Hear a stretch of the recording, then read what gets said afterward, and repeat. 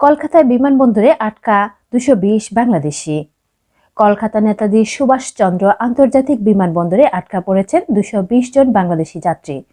রোববার ৫ জানুয়ারি গভীর রাত থেকে সেখানে তারা চরম উৎকণ্ঠায় রয়েছেন।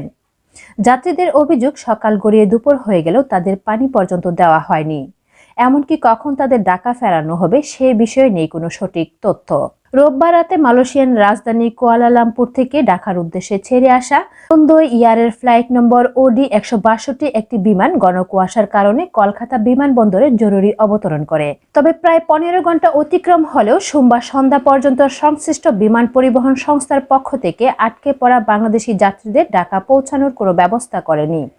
ফলে সেখানে নারী, শিশু ও বেশ কয়েকজন মুমূর্ষু রোগী সহ প্রায় ২২০ জন যাত্রী উৎকণ্ঠার মধ্যে রয়েছেন। কলকাতা বিমানবন্দরের কর্তৃপক্ষের সঙ্গে যোগাযোগ করা হলে এই ঘটনার সত্যতা স্বীকার করলেও এই বিষয়ে সংশ্লিষ্ট বিমান পরিবহন সংস্থার দায়িত্ব বলে দাবি করা হয়। মালন্দো এয়ারের ভারতের আবাসিক অফিস এবং কুয়ালালামপুর অফিসে যোগাযোগ করার চেষ্টা করা হলেও তা সম্ভব হয়নি। কলকাতায় আটকে পড়া মালন্দো এয়ারের একজন যাত্রী রিয়াজ ফাহাদ জানান, কুয়ালালামপুর বিমানবন্দর থেকে রাত ১০টায় বিমানটি ছাড়ার কথা থাকলেও সেখানে ১ ঘন্টা দেরিতে ছাড়ে। বিমানটি সঠিকভাবে চললে ভোর ৩টায় ঢাকা পৌঁছানোর কথা, কিন্তু ঘন কুয়াশার কারণে বিমানটি ২২০ জন যাত্রী নিয়ে কলকাতায় অবতরণ করেন। ভোর থেকে সকাল ৯টা পর্যন্ত যাত্রীদের বিমানে অপেক্ষা করতে হয়। পরে তাদের কলকাতায় বিমানবন্দরের অপেক্ষালয়ে নিয়ে যাওয়া হয়। সকালে কোনো যাত্রীকে ১ বোতল পানি পর্যন্ত দেওয়া হয়নি। দুপুরে যদিও খাবার দেওয়া হয়েছে।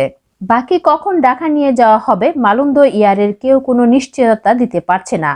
ওই বিমানে গুরুতর অসুস্থ যাত্রী রয়েছে প্রায় ৫ জন। তাদের দ্রুত হাসপাতালে ভর্তি করার প্রয়োজন, সেটার ব্যবস্থাও করা হয়নি। অন্য একজন যাত্রী বলেন, আগামীকাল সকালে তার পরিবারের সঙ্গে বিদেশ বেড়াতে যাওয়ার কথা, কিন্তু এখন পর্যন্ত কলকাতা থেকে তাদের নিয়ে যাওয়া হচ্ছে না। ২২০ জন বাংলাদেশি যাত্রী কলকাতা বিমানবন্দর থেকে কখন নিজেদের দেশে ফিরতে পারবেন এই প্রশ্নের উত্তর নেই কলকাতা বিমানবন্দর কর্তৃপক্ষের কাছেও।